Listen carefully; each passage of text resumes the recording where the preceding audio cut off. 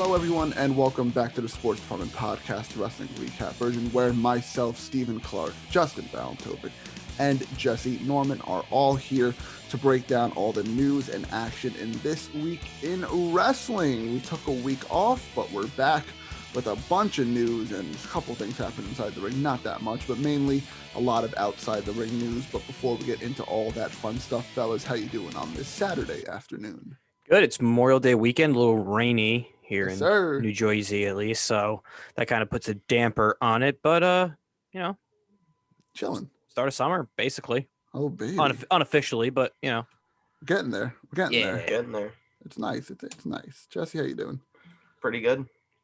Got a whole slate of NBA basketball for the next 2 days. So I get looking to see forward to get into that. Well, this is obviously going up before the Game 4 Heat game, but I get to watch my Heat get swept tonight in like a 10 minutes when the game starts. So it's okay. I'm right there with you in the sweep club, too. Oh, look at us.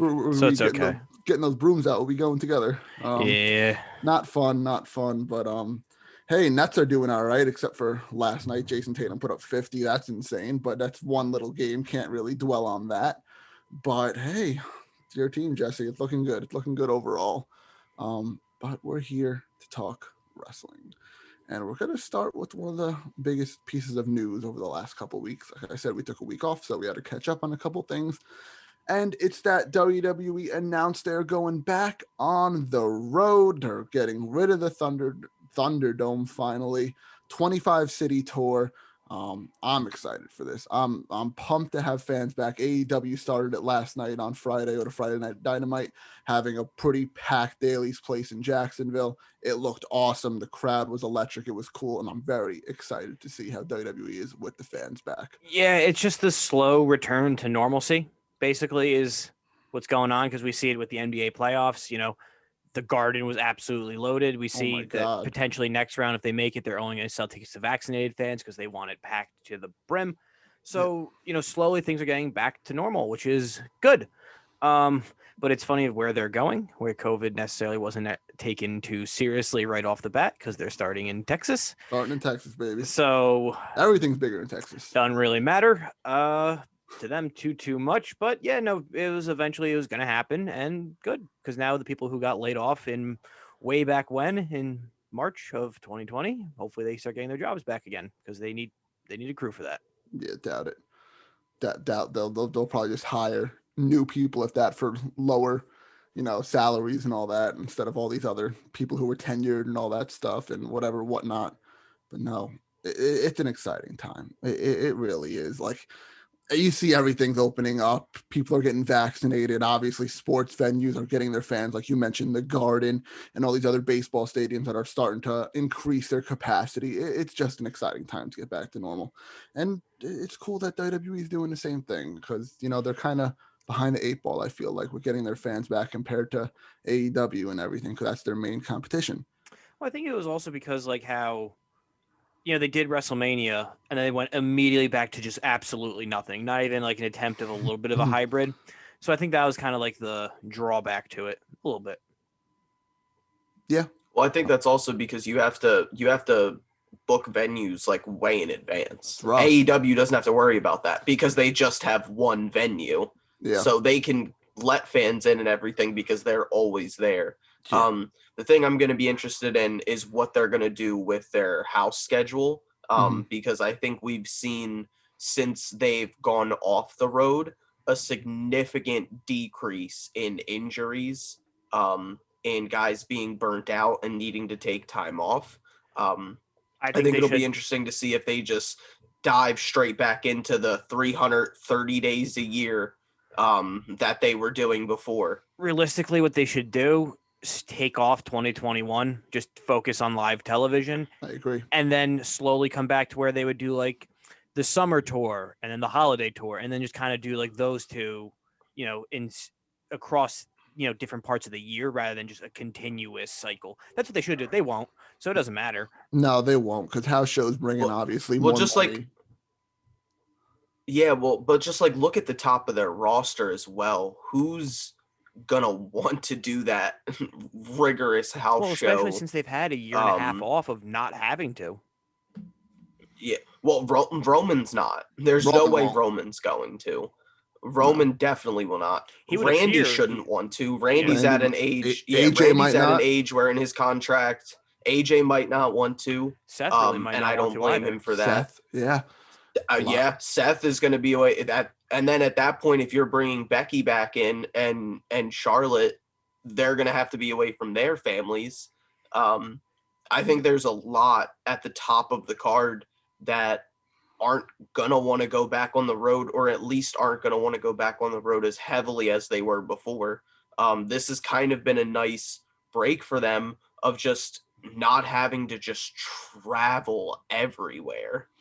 Yeah, no, I agree. And I also agree with Justin's point that they should take off 2021 and honestly just make it sporadic. Like I like Justin's idea too, like the holiday tour and like the summer tour, or just limit the amount of times a week. They were doing it almost like 6 days a week, like shows. Yeah, it was basically every day but Sunday when there was a pay-per-view. Exactly. Like that's too much. If you want to do like maybe 2 house shows a week, 3 maybe, max 3, I'd say 2, 1 Raw, 1 SmackDown house show a week, and that's it. Well, like, and have it as a spot where younger guys can do it. You know, have Riddle main event house shows, have younger guys, you know, Aleister Black with his new character can establish that. You know, have some of these guys that you've called up that don't have as much, you know, tread on the tires. Maybe they can kind of step into that role. You know, Ricochet's barely used. Guys that are talented but don't really have great characters, you know, Cedric Alexander. They can put on good matches, and they put on entertaining matches. You can put them in that kind of spotlight as opposed to literally just not using them at all. I agree. I couldn't agree more. But at the end of the day, it is exciting to see WWE come back. And let's stick on the topic of, you know, returning to stadiums and returning to fans and all that stuff. And we got to talk about the biggest party, the biggest event of the summer, Summerslam. And it has been announced. This is official. It's been announced. It will be on Saturday, August 22nd, the same night as the Pacquiao fight, I believe it is too, which is very, very, That's weird. It's odd. It's odd. Like I don't know why they want to compete with that when you can just do it. I mean, who watches boxing anyway? True. But I bet there is an audience that does watch boxing, that does watch wrestling, and probably might choose watching the boxing pay-per-view over wrestling. So I don't know what's on Sunday that they decline to have it on Sunday. There must be something. Might have already been booked too. True. Because they're out west, like looking at their touring schedule, they're out west around SummerSlam time. Yeah. So, you know, the obvious stadiums are like Arizona, and they want to do it in a football stadium. Weird. Well, you know, I think we talked about it, you know, many moons ago on a different podcast where the Big Four slowly might just become stadium shows because we see it with the Rumble now. They grandfather that in real quick. So it makes sense that SummerSlam is next. And, you know, Arizona, Las Vegas, Los Angeles, new stadiums, 2 new stadiums right there you mentioned. But the only problem with having Big Fours in football stadiums that when November comes around and it's Survivor Series time, you gotta go out west. That's football season. Yeah, those stadiums they're not giving that up. No, it's you just have to go to where it's when they're away. Yeah, that team, but that's rough to figure out based on your schedule around we're that. Being honest, Survivor Series has fallen by the wayside, and no one really cares. It is. About it. It is. Really, Money in the Bank is its own. Is the new? It's 4. Survivor Series is clearly 5 now. July, Money in the Bank, so that's exciting with fans. So that's going to be cool. The first pay-per-view back with fans is actually Money in the Bank, so that's cool. But let's get into some of the more rumors of SummerSlam. First of all, it's getting rumored that Justin's favorite music artist besides Travis Barker, Cardi B, is hosting. Travis Barker off. Huh? Like, I'm surprised you know Travis Barker offhand. I know the name. He's also like collabed with like everybody now at this point. He's on like every song. I know the name. I have a couple songs downloaded on my Apple Music, not many, but I have like 2. I respect it. Maybe. I respect it. Of course. I'm open, Justin. I'm an open book. I'm open to listening to anything. But anyways, Cardi B looks like might be the host of SummerSlam. So are we gonna get a live WAP performance on the SummerSlam stage? That's not PG. Just have Vince McMahon grooving out there with them, maybe. That's a what? That's one way to transition back to TV 14. Yeah. If you want to call it TV 14 at that point. That'd be almost NC 17 at that point.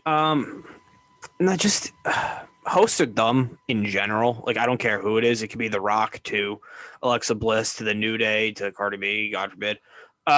Just hosts in general are stupid. Like, we've seen it with WrestleMania this past year with Titus and Hogan. That it was just unnecessary and forced, and they offer absolutely nothing.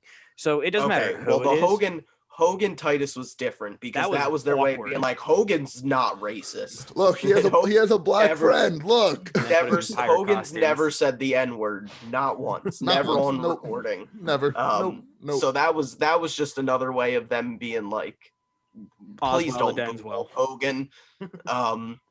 So no, but I agree. Hosts are stupid. They are. When is there? The only time hosts were ever somewhat good was sometimes the guest hosts of Raw when they were like. Well, that was funny. Some of them were good. People like Bob Barker when he did The Price is Right. But see, it's different between between TV and pay-per-views. Like the only time like one was significant was Rock, and that was only just to screw Cena to set up, their Mania matches. Well, what about Snooki? Did she technically host? No, she was just there. Raw at one point, and then I don't know. But New Day were good hosts too for WrestleMania because they announced the Hardys coming back. But see, that was also a good setup because that was used. But Justin could have done that, and it would have gone crazy. Everybody wanted. But see, wanted the Hardys. They were utilized in a way that made sense. Yeah. When it's just like it just goes nowhere. What are you doing with Cardi B? Yeah, exactly. Hey man, maybe like Cardi versus Carmelo or something. Bad Bunny worked out. Why not try Cardi B? Jesus Christ, that'd be a mess. Okay, well, I don't think those are. I don't think Cardi B's going down to the Performance Center. That'd be so funny. Learning to do a head down takeover. But that's all rumors at this point. We talked about learning any moves. We talked about the location. We talked about the host, and now a main event rumor is starting to be speculated too. And I think Jesse just implemented this quote into the rundown. But the rumor right now. It's very, very early stages of SummerSlam rumors and all that stuff.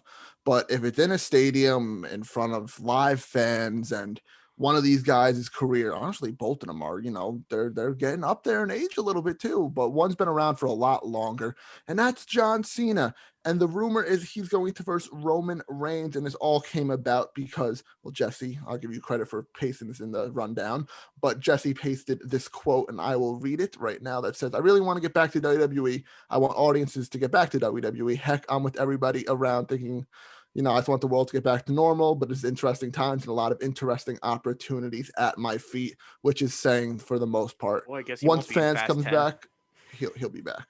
He'll be back. He's gonna be the Fast and Furious guy moving forward. Also, quick note: you know how everybody's like Fast and Furious has gone on too long and everything. They are good movies. Their box office has quite literally like tripled over the last like three movies. Okay, it's actually funny because I've started rewatching all of them leading up to 9 just because I was bored and had nothing to watch. So I've been doing that, and it started off as a street racing movie, as everyone knows, and now you have literally superheroes, basically. Family. It makes sense because each movie they pissed off somebody more powerful and has more assets, so it makes sense that like it went from like a drug dealer to a small army now to a global something else. But it makes sense. But yeah, R.I.P. Paul Walker. Yeah, John Cena's in this one, but no Rock. So interesting. So I wonder if down the road we'll see Rock.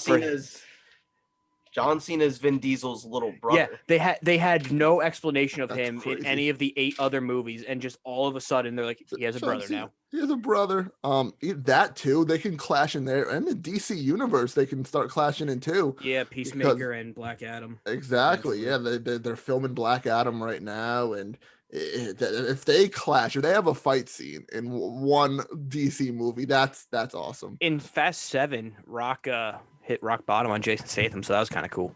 Yes, he did. I think that might be the last one I've seen. Yeah.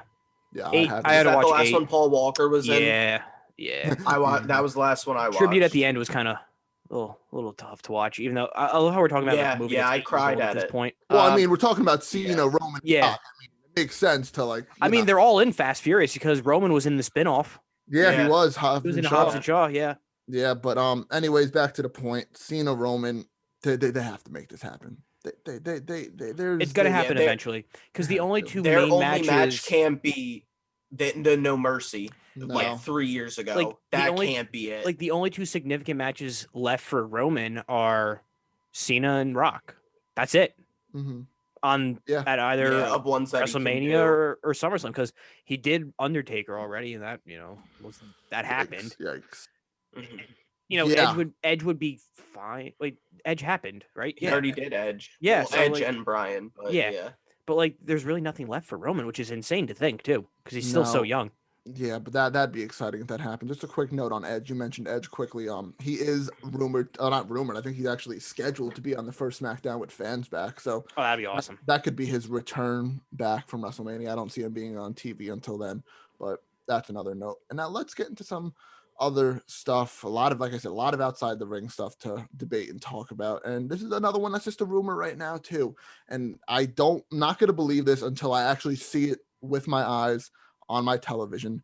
But WWE and New Japan Pro Wrestling are in talks to have roster exchanges, kind of like AEW does with like TNA and all those other little promotions, and swap wrestlers. WWE wrestlers can go to Japan wrestlers can come over to here. I don't see this happening. I mean, the only light crossover we've ever seen was like Jushin Thunder Liger came over, that was for a match. Yeah, and who was the guy in the Cruiserweight Classic that lost to TJ Perkins? Like, he came over from New Japan too. I'm forgetting his name. Yeah. Kota Ibushi. Yeah, like those were the only two like sort of New Japan guys that came over for like one-offs and then went bye-bye. I think Ospreay was in the Cruiserweight Classic. Yeah, he was. Yeah, that's another one. See, what's interesting is there's a lot of crossover too with New Japan and AEW. So it's like, how are they going to bring some of those guys over? Mox is the defending his U.S. championship. That's what I'm saying. Like, some New Japan belts are held by AEW guys. And how are you going to have New Japan champions come over and have a dramatic impact? If this comes true with New Japan and WWE, this is the very, very start of every single company starting to work together. It's going to happen. You're going to see eventually invasions and all that stuff. And that's what you need to do for an invasion angle, where you need to have an active company actually coming in to make it feel believable, because that was one of the many, many, many problems with WCW's invasion after they were bought out and essentially owned by WWE, was we all knew that wasn't the real WCW. That was just WCW guys owned by Vince. The other problem is with the invasion was WCW guys were never allowed to win. Well, they also weren't allowed to win. They could have built Booker T and RVD as stars, but they didn't. They didn't really win. And then the whole WCW versus WWE blow off big match. There was 3 WWE guys on the WCW team. That weren't even, But so I don't think there's any way this is going to happen. Mainly because Vince doesn't let his guys don't want to lose. Yeah, well, and Vince won't. They'll be like, yeah, sure, you can bring your best people over. They're gonna lose to everybody they face. And at that point, why would they agree to come over? Ricochet. Exactly. Yeah, no, exactly. And at this point too, I hate to say it, but they should wait for this New Japan stuff until Vince croaks. I hate to say it, but it would work better. Because I feel like Triple H would be more open to 100% taking some losses here and there, because that's how you have an impact. Yeah, and be exactly. good. You see how NXT's run. Yeah. You see how. What was it? Who was it in TNA? New Japan wrestler, was it Naito? Went to TNA and was butchered. They had him lose 5 straight matches, and then he just never. They never did anything with them ever again. Nakamura too was in TNA for a little bit. He was briefly there. Yeah. They didn't do much with him either. A couple of guys, but yeah, it's very early rumor stages with that too. Nothing set in stone, but I'm not going to believe it until I see it at the end of the day. And now let's get into the somber part of outside the ring. And there was tons of releases. Are some of these somber though? No, there's one that's not, but majority. Yeah, one sucks. The others are just okay. No. One's I don't care about, but the rest it sucks for anyone to get fired. There were over 60 firings in WWE over the last couple of weeks, but backstage people, they basically scrapped all their backstage people. They scrapped that head of relations, whatever guy, Mark Carano, who was in charge. He was an ass. I'm glad he's gone. Apparently the new guy is doing great with him. I don't know his name, but that's cool. But let's get into some of the notable names. We've talked on the show about Adnan Virk and his job that he's done on Raw. What wasn't the best? It's hard getting thrown into the mix on Monday Night Raw, but they have mutually agreed to part. So a shout out to him for trying. At least he tried. It just felt awkward off the drop with it. Basically, like the first one, it's like, okay, he's nervous, hasn't really had anything to work with. There's no crowd to feed off of, and he doesn't really know what's going on. But he's with two good people that at least could carry him, and it just didn't really click after that ever. And the enthusiasm he had just felt way too forced. Yeah, like I said, I give him credit for trying, but like it's not even like he had like a combat sports background. Like at least Morrow did boxing and MMA, so he made sense. Like the new guy they're bringing in, he did MMA for a while. Pat was a fan and actually had matches, so it just made sense. Edinburgh was with ESPN just covering baseball. Yeah, no, and like you said, Justin, Jimmy Smith is taking his spot. He did UFC and Bellator stuff, so it should be interesting to see if he's cool. I'm down to give him a shot again, and hopefully it's not just like a month thing every month. Now they fire someone and bring some other sports guy in. But Adnan Virk is gone. Sad to see him. Not really sad to see him go, but sucks at the end of the day. One I am sad to see go is one announcer that we've praised on this podcast before for his phenomenal job, and we're disappointed when he got taken off of Raw. That's Tom Phillips. I know Jesse's a big advocate for Tom Phillips. He's a big fan. And Jesse, what do you think of this? I think Phillips was the best commentator overall that they had in the company. I'd say besides Cole, yeah. I would put him right up there with Cole. I thought he reminded me of like a young Cole. Like he's honestly, I think he might be better at his age than Cole was. He was good. But no, I really like Tom Phillips. I thought he added a lot to a lot of stories. I don't think you have Kofi Mania if you don't have Tom Phillips and Byron Saxton selling it the way that they did. Raw should have been his job. Absolutely. Once they said about Virk, going away, I was like, oh, okay, they're gonna move Phillips back on. And it was literally back-to-back days. Yeah, I was like, that's the right move. They shouldn't have moved him off in the first place. And then they're like, oh, no, actually, we're releasing Tom Phillips, too. I think he should go to AEW. I think he should be their number one play-by-play. I think JR can then just do the pay-per-views. That's fine because JR's a little, older, got some dementia, I think, going in. Probably. So just let him do like the one pay-per-views a month. He can get by and do that. But I think Phillips would be phenomenal in AEW or Impact, honestly, anywhere. Anywhere. He's a really good commentator. Yeah, no, I agree. Quick one here. Alexander Wolf, who was actually on TV a lot with Imperium. He got the boot on Imperium, and then the next day they fired him. That's why he got the boot. Exactly. But, he's been with the company for a while. Never really got the opportunity, but whatever. Sad to see him go. And this is the big one. The really, really big one. About time. It's about like a year or so. Like we've been waiting for this, maybe a little less, but it felt like a while. And I was waiting for this day, and it finally happened. And they finally released the Velveteen Dream. And as soon as the news came out that they released him, he finally put out his statement saying that, he didn't do anything. And it was these boys that tricked him basically and made up stuff, and I want to believe him. If that's true, I feel bad for the guy, but at this point there's already been holes poked in that though. As really? He put in the statement, I haven't talked to this guy since 2018. There's a literal tweet that somebody has screenshotted from like the end of 2019 that is tagging the guy and says text me.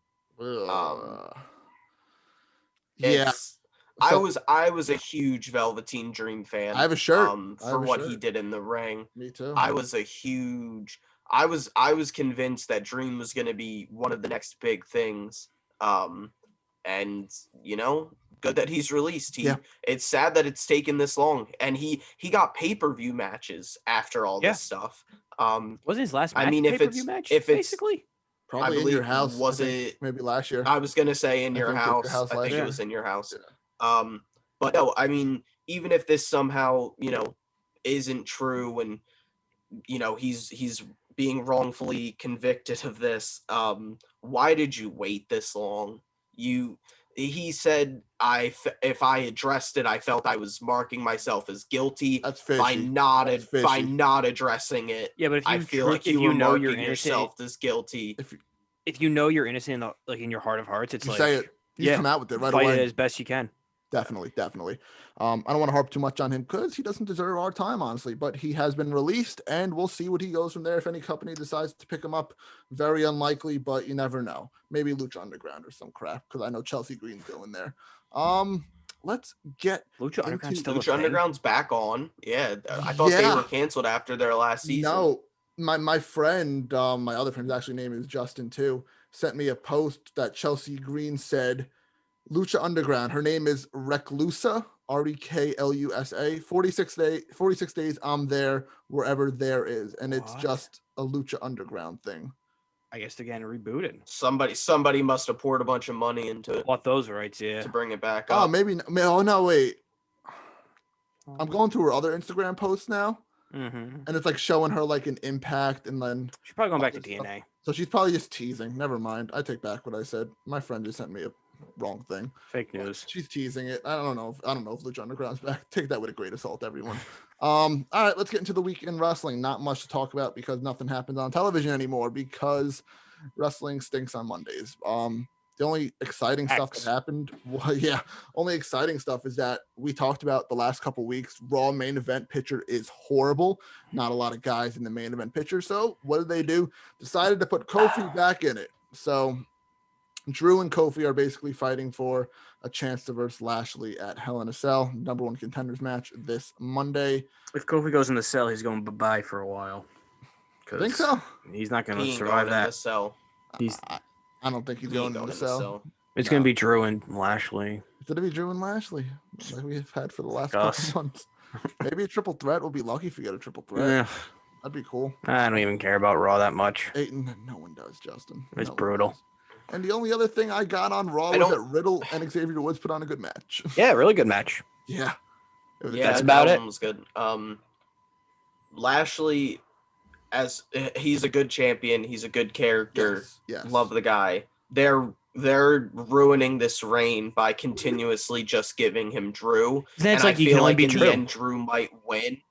Well, and then I feel like Drew might beat him in the end. So then it's like, okay, he only fought Drew. He beat him 2 times. He lost. If he loses to Drew, he's definitely going to get a rematch, or at least he should. And this is carrying us till September, basically. Exactly. Then. Oh, they need to draft. They need to do a shakeup or something. Yep. Bad. Put honestly. Monday after SummerSlam. Even before SummerSlam. Honestly, after freaking Cell. Yeah, honestly, I hate to say it, put Seth back over or something. Like, they need a top. SmackDown is very top heavy. You got to put someone over there. Raw has nobody at the top. No. We've talked about it. AJ's in the tag division. That's why they brought Kofi doing up. This thing with Riddle. That's why Kofi's in the main event picture again. They only pull Kofi up, and they pull Kofi up, and they're like, remember? Remember. Look what we did. Kofi was the main event. You guys remember that. See, look, he's still a main eventer. Honestly, Xavier Woods getting a main event run would be really entertaining. I would like that. At this point, if like I can't even say like move Riddle up because he's in the Randy thing. Yeah, no. So it's bad. At the end of the day, there's nobody in that main event.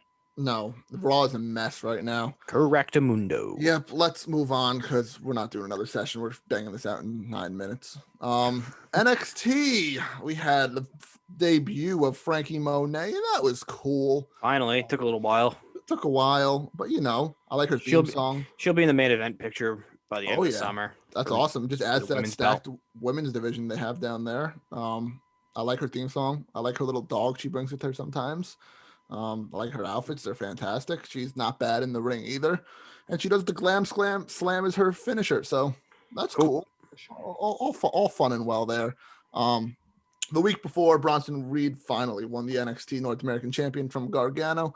Looks like he's starting a feud with Santos Escobar, which is very interesting because Santos is kind of branching away from the cruiserweights now. And that's good. It gives him something to do. And at least then him and his whole squad can at least feud with other people. spice it up a bit. That should happen more often. Yeah, I agree.